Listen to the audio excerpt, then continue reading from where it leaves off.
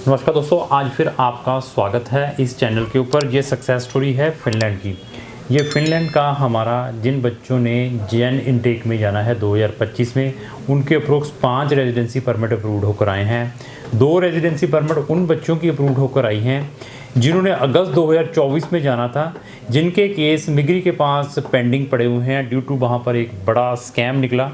Scam के कारण उन्होंने बहुत सारे केसेस को होल्ड किया हुआ था। उसमें हमारे भी अप्रोक्स 12 से 13 केसेस थे।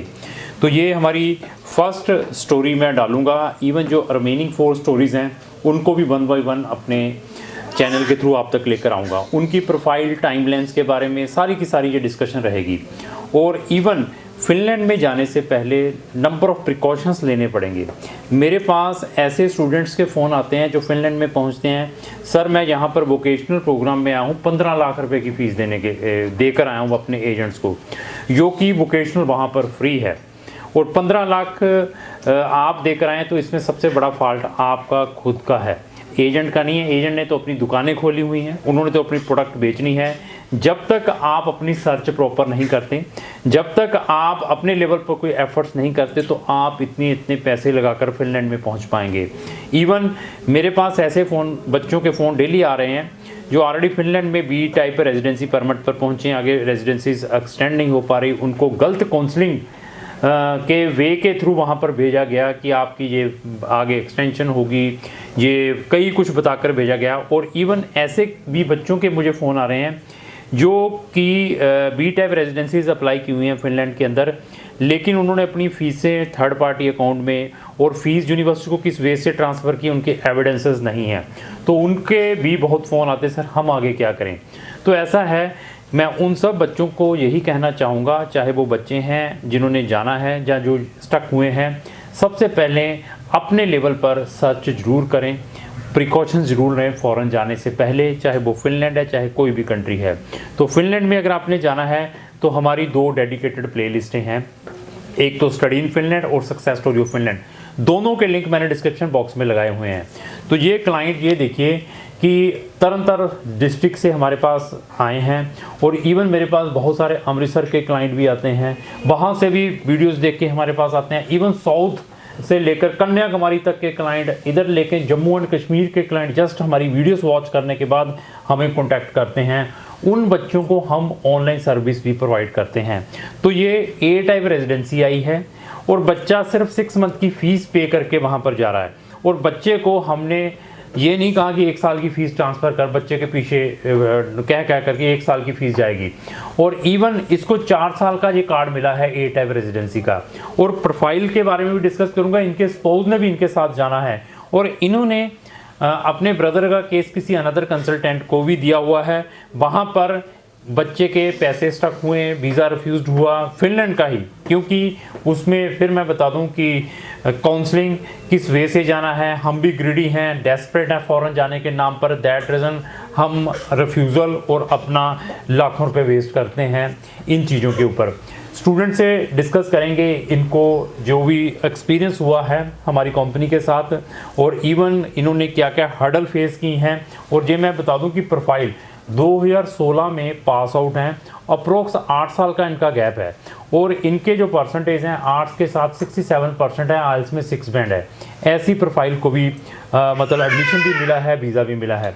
तो स्टूडेंट से भी पूछेंगे। सबसे पहले मैडम मैं आपका स्वागत करता हूँ इस वीडियो के अंदर, मेरी तरफ से आपको नमन है, नमस्कार है। नमस्कार सर। मैं सबसे पहले ये पूछना चाहूँगा कि आप कौन सी डिस्ट्रिक्ट के रहने वाले हैं? तरन तारण है, गोइंदवाल। ठीक है, हमारे बारे में आपको कहाँ से पता चला? वही ऑनलाइन ही देखा हुआ था, वीडियोस वगैरह यूट्यूब पर देखी थी आपकी वीडियोस। तो हमसे जुड़े हुए कितना टाइम हो चुका है वैसे? Around 6 month. 6 मंथ हुए। जो वीडियोस में हम दिखाते हैं, जैसे ये भी वीडियो में डलेगा, इसमें आपका कोई फेस नहीं आएगा, ना हम आपकी कोई प्रमोशन करेंगे। तो आपको लगता है कि जो हम वीडियोस में बताते हैं, हमारा वर्किंग का स्टाइल भी वैसा है कि वीडियो पे हम डिफरेंट दिखाते हैं और लेकिन काम अलग करते हैं? ऐसा कुछ नहीं है, जो जैसा मैंने वीडियोस में देखा था वैसे ही सभी है। स्टाफ भी बहुत अच्छा है, काफ़ी सपोर्टिव है, जैसे जैसे आपको मिले आप बताते गए। तो अभी आपका एडमिशन वहाँ की गवर्नमेंट यूनिवर्सिटी से आया होगा? Yes sir. बैचलर प्रोग्राम में आया था? Yes sir. कौन से प्रोग्राम में? कम्युनिकेशन एंड सॉरी तो कम्युनिकेशन वाले में है। हाँ, तो आपका ये कार्ड कितने साल का बन के आया जी? ये 4 साल का है। तो आपने यूनिवर्सिटी की फीस 1 साल की भेजी है या 6 मंथ की? नहीं, 6 मंथ की। तो हमने आपको कहा था कि साल की भेजें फीस। नहीं, ऐसा कुछ नहीं सर। तो देखिए कि 6 मंथ की, लेकिन अभी फिनलैंड जो गवर्नमेंट है, वहाँ की यूनिवर्सिटीज़ हैं, may be this is my experience, आने वाले टाइम में जो अगस्त इनटेक में बच्चों से साल की फ़ीस रिक्वायर्ड कर रही है कि बच्चे साल की फ़ीस पे करके ही फिनलैंड आए। लेकिन डिपेंड है कौन सी यूनिवर्सिटीज़ मांगेगी, कौन सी नहीं। अगर आपके एडमिशन लेटर पर साल की फ़ीस लिखकर आता है तो आपको अर्ली बर्ड डिस्काउंट भी मिल सकता है, तो आपको साल की फ़ीस भी ट्रांसफ़र करनी पड़ सकती है। लेकिन आज तक की डेट में जितने भी हमने फिनलैंड में बच्चे भेजे हैं या जा रहे हैं, उनके ऊपर हमने छोड़ा है कि आप 6 मंथ की पे भी कर सकते हैं, साल की आपके ऊपर डिपेंड है, कोई कंपल्शन नहीं है। तो बच्चा मिनिमम से मिनिमम फ़ीस पे करके वहाँ पर जा रहा है। सिचुएशंस के बारे में बच्चे से पूछेंगे, क्योंकि फिनलैंड में जाना है। सब लोगों की वीडियोस वॉच करते होंगे, जो फिनलैंड में लोग बैठे हैं वो उनको भी ये देखते होंगे। तो जब आपका एडमिशन आ गया, आपने 6 मंथ की फ़ीस भेज दी, तो आप अम्बेसी में भी गए होंगे अपनी फाइल सबमिशंस के लिए। तो जब आप अम्बेसी में गए थे, अम्बेसी में जाने से पहले हमने आपकी प्रिपरेशंस करवाई थी इंटरव्यू की। Yes sir. आपको मैंने भी इंटरव्यू ली थी आपकी, मेरे से भी बात हुई थी यहाँ पे। जी सर। हाँ, तो वहाँ पर अम्बेसी ने आपसे क्या पूछा था? उन्होंने तो जो नॉर्मल क्वेश्चन थे वही 1-2 पूछे, बाकी उन्होंने फंड्स वगैरह का ज़्यादा पूछा था। तो आपको कोई सप्लीमेंट्री आई थी? No sir. एडिशन सीधा वीज़ा आया? Yes sir. जब आपने फिंगर दे दिए, फिंगर देने के बाद कितने दिन के अंदर वीज़ा आया आपका? Around 14 days. 14 डेज के अंदर इनका वीज़ा आया है फिनलैंड का। आप मैरिड हैं? Yes sir. स्पाउस ने भी जाना है? जी जी। उनका स्टेटस क्या है? वो अभी कर रहे हैं, बिजनेस है उनका, तो उनका मतलब वीज़े का क्या स्टेटस है? उनका अभी इंटरव्यू है 8 जनवरी की। हाँ, देखिए उनकी भी स्लॉट बुक किया हुआ 8 जनवरी की, उनकी भी इंटरव्यू है। तो ओवरऑल एक्सपीरियंस कैसा रहा है हमारा आपके साथ, मतलब आपकी कंपनी का, आपका हमारी कंपनी के साथ? जी सर, अच्छा रहा है। जब हम कॉल करते हैं, पूछते हैं, तो वो बताते हैं सभी, हमें फ़ोन पर यहाँ आने की भी नहीं ज़रूरत पड़ती। तो आपने अपने ब्रदर का केस भी कहीं दिया है? जी जी। मैं ये नहीं पूछूंगा कौन सी एजेंसी में कहीं दिया हुआ है? जी जी, अभी तो नहीं, अभी उन्होंने विड्रॉ कर लिया है। अच्छा, तो वहाँ पे वो कौन से प्रोग्राम में जा रहे थे? वो पीजी डिप्लोमा में। देखो, पीजी डिप्लोमा में विड्रॉ कर लिया केस। तो ऐसा है कि यहाँ पे फैक्ट बताया जाता है। देखिए, इन्होंने यहाँ पर पीजी डिप्लोमा के लिए केस दिया था, तो वहाँ पर अपना केस भी दे सकते थे, फिर भी उनको छोड़ के हमारे पास आए हैं। तो मैं सब स्टूडेंट्स को ये कहूँगा कि एटलीस्ट सर्च ज़रूर करें। तो ऐसा है कि अगर सर्च करेंगे तो आप ऐसे स्टूडेंट जो हैं, ये भी देखिए कि 2016 के पास आउट है, 12th की हुई है, और 16 के बाद भी इन्होंने अपने पैसे बचाए हैं। अगर ये भी डेस्परेट रहते कि मैं पता नहीं फ़ौरन जा ही नहीं पाऊंगी, तो अगर ये भी वहाँ पर वोकेशनल प्रोग्राम में 15 लाख की फ़ीस देकर चले जाते तो कितना नुकसान होता। तो ये जो सर्च है बहुत ज़रूरी है हर एक स्टूडेंट, हर एक पेरेंट्स की। अभी आते हैं वहाँ की सिचुएशंस के बारे में। तो वहाँ तो आपने हमारी वीडियोस भी देखी होंगी, वहाँ के लोगों की वीडियो देखते होंगे। तो वहाँ तो कहते हैं बहुत सारी जॉब्स हैं, पैसा बड़ा इजी बन जाता है, ऐसा ही है? नहीं सर, मैंने जब वीडियोस देखी, उन्होंने बोला है कि हाँ जॉब्स हैं, बट ये है कि ढूंढना बहुत मुश्किल है, रिजेक्शन बहुत होती है। हाँ, देखो, तो वो हमें स्टेबल रहना पड़ता है, स्ट्रॉन्ग रहना तो पड़ता है। हमने आपको क्या कहा है कि अभी जाते आप ट्यूशन फीस निकाल पाएंगे साल की?